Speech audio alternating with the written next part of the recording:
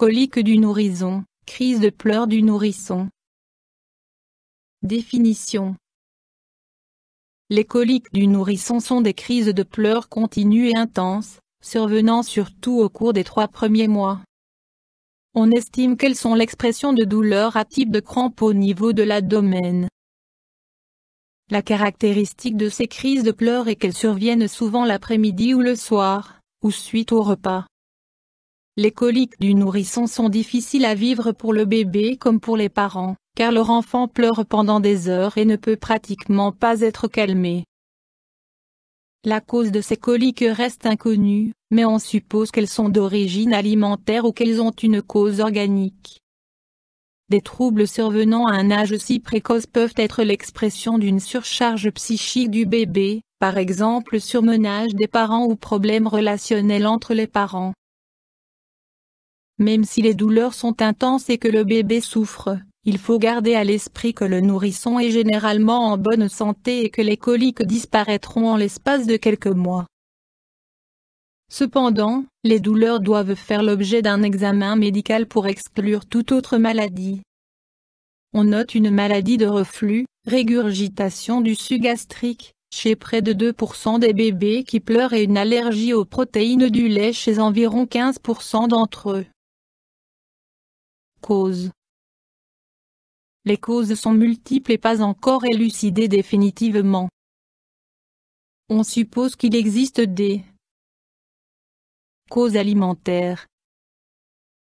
Le bébé boit trop vite et avale de l'air. L'air avalé cause des flatulences douloureuses dans l'intestin. Péristaltisme de l'intestin renforcé ou ralenti, conduisant à la formation de gaz.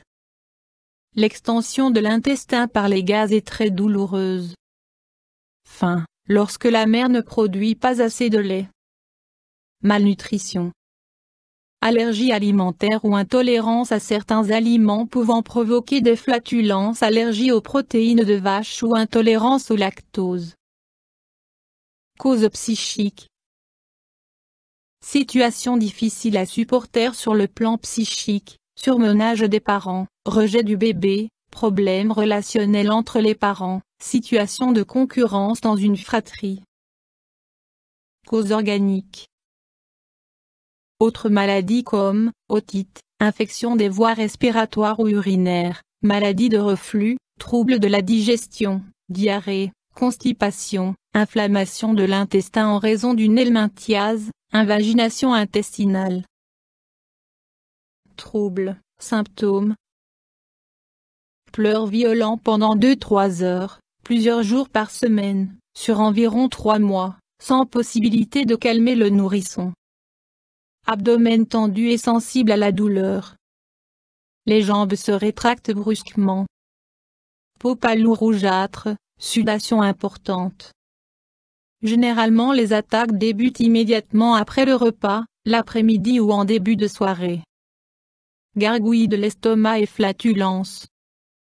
Troubles du sommeil et de l'alimentation. Examen, diagnostic. Questionnement minutieux de parents sur les symptômes chez le bébé, sur le possible lien avec l'alimentation, sur l'heure de survenue des crises et leur durée, etc. Test neurologique. Échographie. Analyse des selles. Analyse sanguine. Des enregistrements vidéo peuvent mettre le médecin sur la bonne piste, position lors de la tétée, relation parent-enfant, etc. Les parents ne doivent pas se sentir honteux. Quelle faute faisons-nous? De parler de la situation, mais consulter le pédiatre dès que possible. Sinon les crises de pleurs pourraient véritablement causer un surmenage, ce qui n'arrangera pas les symptômes de l'enfant. Options thérapeutiques. Le traitement dépend des causes, si elles ont été décelées. En cas d'allergie, intolérance alimentaire, adaptation du régime alimentaire. Durant la période d'allaitement, la mère doit éviter des aliments pouvant provoquer des flatulences, surtout les oignons, les choux, les fruits comme les pommes et les prunes, la nourriture très épicée et les produits contenant de la caféine, le chocolat, le café et le thé. Les autres maladies, infections, vers, doivent être traités de façon appropriée, antibiotiques, traitement vermifuge. Dans les cas légers d'invagination intestinale, effectuez de légers massages. Si cela ne suffit pas, une intervention chirurgicale s'impose. Il est essentiel que les parents parlent ouvertement de leurs problèmes et conflits familiaux. Une psychothérapie peut être utile pour l'un des parents, voire les deux. Souvent la consultation d'une infirmière puéricultrice ou d'un groupe de soutien s'avère efficace. Mesure à essayer, ne pouvant que faire du bien à l'enfant et à la mère, bercer le bébé dans le berceau ou dans les bras, le porter sur le ventre, l'envelopper dans une serviette de bain, chanter ou parler doucement pour le calmer, musique, se promener, massage léger. Important, en aucun cas le bébé ne doit être secoué, car des séquelles voire le décès du nourrisson peuvent en résulter. Évolution. Les symptômes disparaissent généralement après 3 à 6 mois. Le surmenage des parents est un problème, ils peuvent maltraiter ou négliger leur enfant. YouTube Dr Alabé